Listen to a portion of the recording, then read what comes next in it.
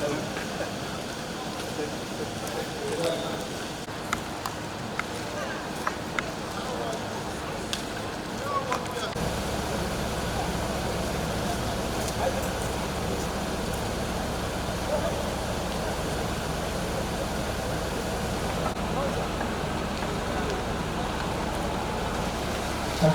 are going to get the license very soon. So this is totally 200 hectares. There will be, right now we are in small workshop sites.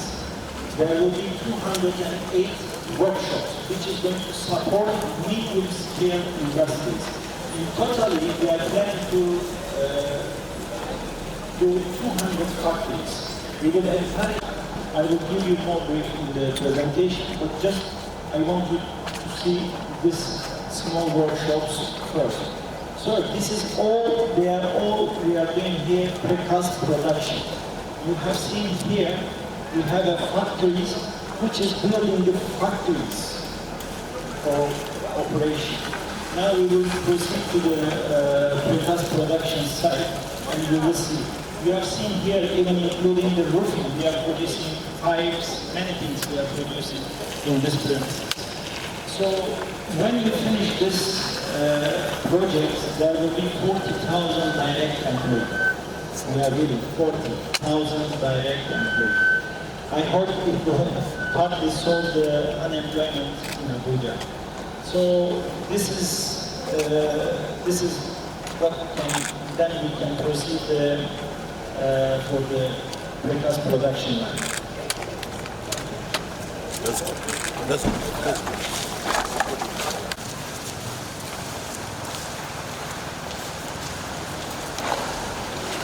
In the site for assembly. Like this kind of factory, you can build this factory in 3 months' time. Cabinets, concrete, so any kind of that it should be out to build, to be used.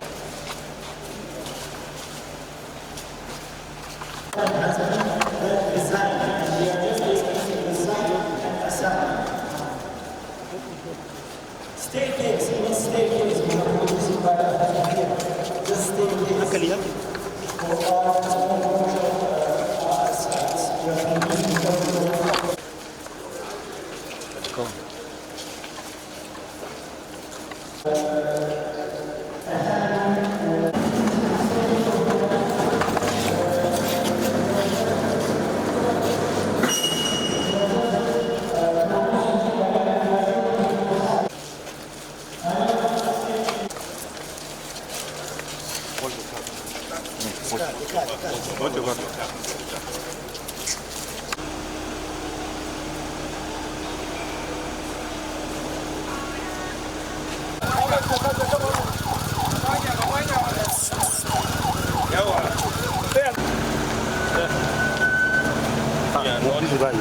Bien, enquête, ça fait chaud comme ça. Je vois. Bien, je tente déjà.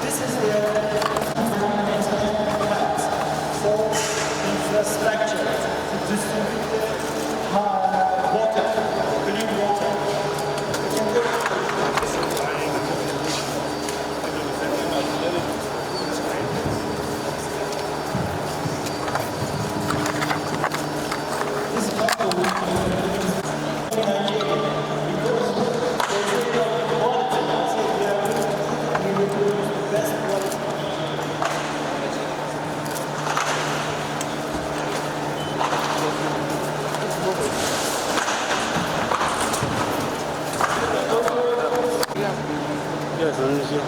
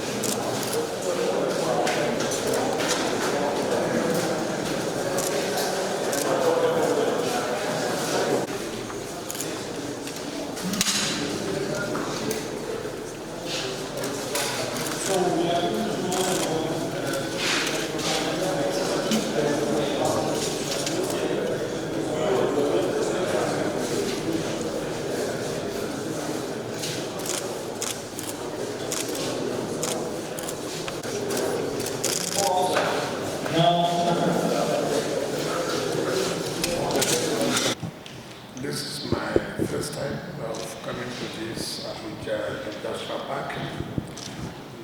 One of the things that we considered, if you see the major road we came through, that is a single carriage which is being done by Salini. And in order to complement the efforts of what the government is doing, the company offered to also carry out the construction of the other single carriage to make it dual carriage. But in that case, it will be like giving them some tax credit so that they'll be able to do that route, which is about 8 to 10 kilometers. If that is done, then you know that really will benefit tremendously. I'm talking about the industrial park itself. This is what we're talking about. This is what about creating employment for the youth. Here you see that so many companies will have opportunity to come in here because now they are put a free zone for them. And they have regular electricity, and which is what keeps manufacturers, keep businessmen going. For what the MD said is going to create not less than 40,000 direct employment. And that is huge. That is huge. There's no government that will not support this kind of investment. No government that will not support this kind of investment. And having gone around, we can attest to the fact that this is really what we need to grow our economy. And we will not hesitate to make sure that approval, which has been made for finalizing the cost, I'll make sure I've directed the Deputy Secretary of FCDA to make sure that everything is put in place to fast track the approval coming from the Federal Ministry of Finance so that the company can start the construction of the other lane so that everybody will benefit. You can imagine how the whole of Idu will be developed. I mean, this is what every government craves for, and we must give them the necessary support. I mean, you don't need to be told. I mean, you haven't seen what is going on, what will happen in the next 3-4 years. And they have assured us that if that approval is given, in 8 to 9 months, they would have completed the construction, and then all of this area will be open. There's no city that if you want to develop and you don't have an industrial park, I mean, how will that city develop? So we are very happy, and we want to thank the company, Zebrazid, the managing director, for their commitment to making sure that Abuja is growing. Nigerian economy is going to move fast. If you look at the production, look at the thickness of those pipes. And like he said, some people will run away from putting made in Nigeria, but it is made in Nigeria. I mean, there's no need to discredit yourself, not to sell yourself. And I really thank them and continue to do what they're doing. As far as I'm concerned, I've never seen this in the entire country. This is the first time I'm saying this. Some people have been conceptualizing industrial park. But for what I'm seeing here, this will be a wonderland, and we commend him. We commend him very much. Okay. Honorable Minister, I also would like to find out, you made mention of the fact that this will create a lot of jobs for Nigerians. But I'd like to find out your administration, what kind of collaboration are we going to be seeing between you and this park to see that... That is a different thing altogether. But what is important is that you say, how do we synergize?